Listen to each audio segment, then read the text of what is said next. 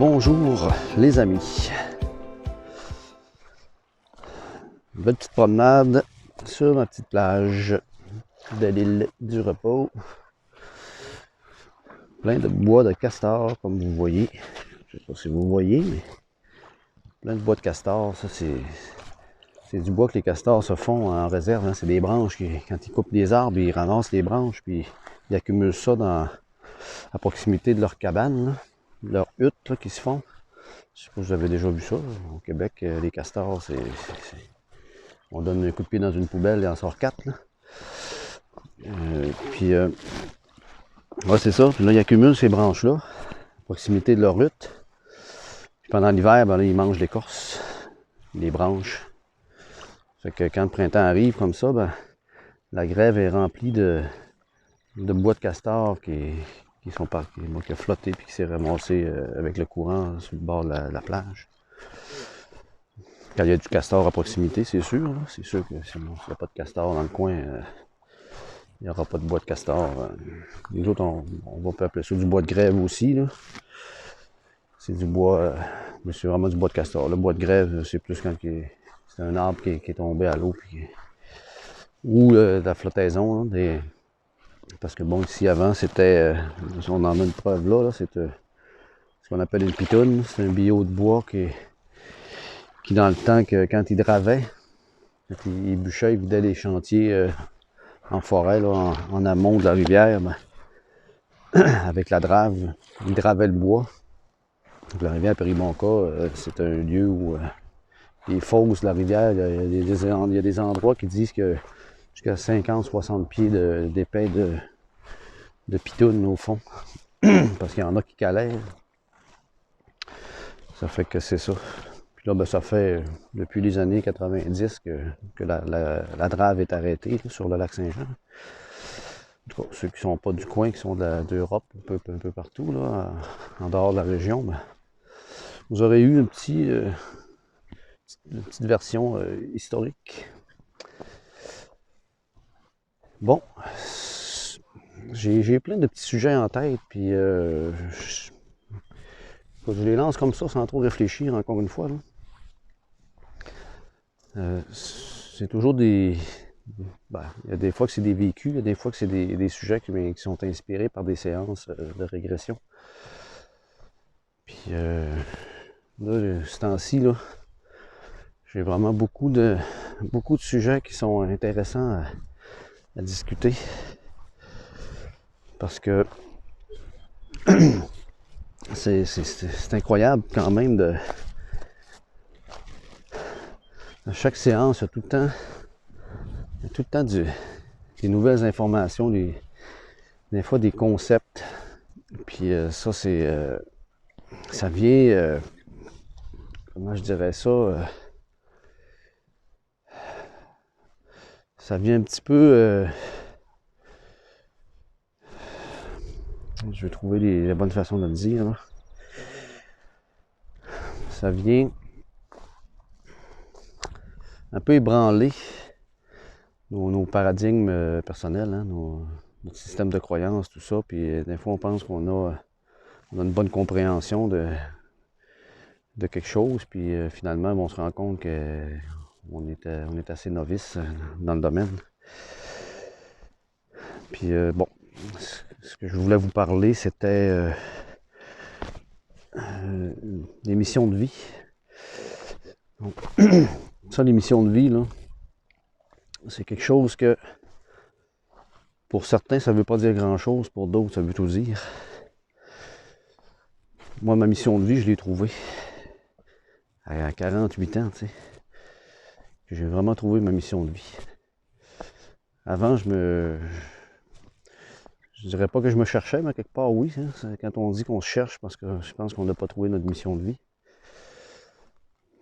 Puis là, moi, je l'ai trouvé à travers l'hypnose, parce que j'ai vécu plusieurs régressions quand j'ai découvert l'hypnose là, en 2018. C'est par hasard, comme ça, parce que en fait, mon frère m'avait parlé que lui, il écoutait des MP3 d'auto-hypnose. Puis ça l'aidait à se concentrer. Ça améliorait sa concentration, même qu'il s'en sert aussi pour s'endormir. Puis il utilise ça quotidiennement. Hein. Ça fait que là, il m'avait parlé de ça, puis c'est comme ça que j'ai découvert l'hypnose via des vidéos, là, YouTube. Puis finalement, j'ai tombé sur... wow, ça passe serré. J'ai tombé sur des vidéos d'hypnose de régression. C'est là que j'ai découvert ça. Au début, ben, ça me parlait plus ou moins. Là. Je trouvais presque que ça avait l'air arrangé. Là. Je trouvais que je trouvais pas ça tellement crédible, on va dire. Mais finalement, j'en ai écouté plusieurs. Puis à un moment donné, j'ai vécu moi-même un essai, là, une petite séance d'auto-hypnose, mais d'exploration dans les vies antérieures. Puis là, j'accédais à de l'information, puis j'ai même été capable de valider des dates précises, puis avec des noms de personnages, de personnes qui ont existé. Fait que ça m'a un petit peu... ça m'a un petit peu surpris, disons. Un petit peu pas mal. Fait que là, je me suis dit, oh, si on est capable d'accéder à des choses réelles, des vérifiables, ben ça veut dire qu'on accède à la mémoire collective. Là, il y en a qui m'ont parlé de bibliothèque akashique, là, les annales akashiques, qui est comme le lieu où se retrouvent tous les vécus, toutes les expériences, toutes les images, nos souvenirs, tout ça se retrouve là. Fait que donc là, encore là, je me dis, est-ce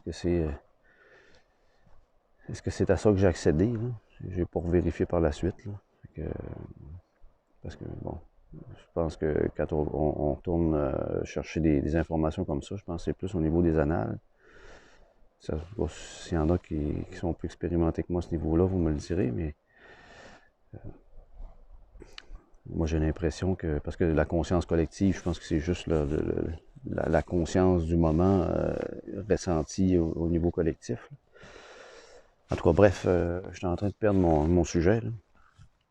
Je vais continuer ma petite marche, on va me remettre dans le beat. Mission de vie, c'est ça que je voulais dire. Puis ma mission de vie, je l'ai découvert à travers l'hypnose. Puis j'ai fait, à ce jour-là, moi j'ai proche une trentaine de régressions de fait. J'ai exploré pas mal, puis j'ai fait le tour de... J'ai fait le tour de ce que j'avais à faire. Ben, j'ai pas fini de découvrir, c'est sûr. Là. Je vais en faire d'autres des régressions aussi, là, ça c'est clair. Parce que quand on commence à accéder à ça, on se rend compte que dans une séance où on a eu beaucoup d'informations, là, on a à peine gratté la plure de l'orange. Il a tellement exploré, écoute, c'est infini, hein. C'est incroyable ce qu'on peut explorer en séance. Fait que moi, ma mission de vie, je l'ai découvert par l'hypnose, puis c'est en connectant avec un guide, tout ça, que j'ai eu l'information. Puis ma mission, c'est d'ouvrir les cœurs. C'est bien belle petite parole. Mais c'est vrai qu'aujourd'hui, étant donné que je suis praticien, je me rends compte que c'est exactement ce que je fais. J'aide les personnes à ouvrir leur cœur, à accéder à leur potentiel intérieur. Bref, c'est ça. Ça fait qu'en séance, on accède à de l'information, puis c'est en séance que j'ai découvert ma mission de vie. Puis comme je vous disais, aujourd'hui, je fais ce travail-là, puis j'accompagne des personnes. Je les aide justement à aller de l'autre côté du filtre, à poser des questions, aller chercher de l'information. Puis quand on est de l'autre côté du filtre, je dirais, quand notre conscience se projette de l'autre côté du filtre, ben là, on a accès à toutes nos capacités, on va dire extra, comme le dirait Jean-Jacques Charbonnier, extra-neuronal. Donc, on n'est pas dans... n'est pas dans une conscience, je dirais, incarnée, on est dans une conscience à l'extérieur du corps. On peut réaccéder à des lieux, c'est comme des lieux, quand on parle de l'entrevie, hein, on accède à l'entrevie, ben, on se retrouve dans des lieux, dans des plans, dans d'autres plans d'existence. On peut vraiment aller partout avec notre conscience, c'est ça qui est merveilleux. Puis là, je peux comprendre aujourd'hui pourquoi les hypnologues dans les années 50-60, quand ils ont commencé à avoir des phénomènes comme ça, à avoir des clients en hypnose qui régressaient vers des scènes de vie antérieures ou vers l'entrevie, et les autres, ils pensaient que c'était du délire ou de l'imagination, hein, parce qu'il n'y avait aucune notion que c'était possible avec notre conscience d'aller explorer ces plans-là. Puis là, ben là, grâce à Michael Newton puis Dolores Cannon, des pionniers comme ça, qu'eux autres sont allés au-delà de ces croyances limitantes-là qu'il y avait, ben là, ils ont vraiment découvert qu'en hypnose, on pouvait accéder à toutes ces informations-là. Ça fait que là, on peut connecter avec des guides, tout ça. Fait que, en tout cas, moi, j'ai trouvé ma mission de vie, puis là, ben, j'aide des personnes à ouvrir leur cœur. Ouvrir leur cœur, en fait, c'est ouvrir leur capacité, puis à accéder à des informations qui vont les aider. Bon, bien sur ça, merci.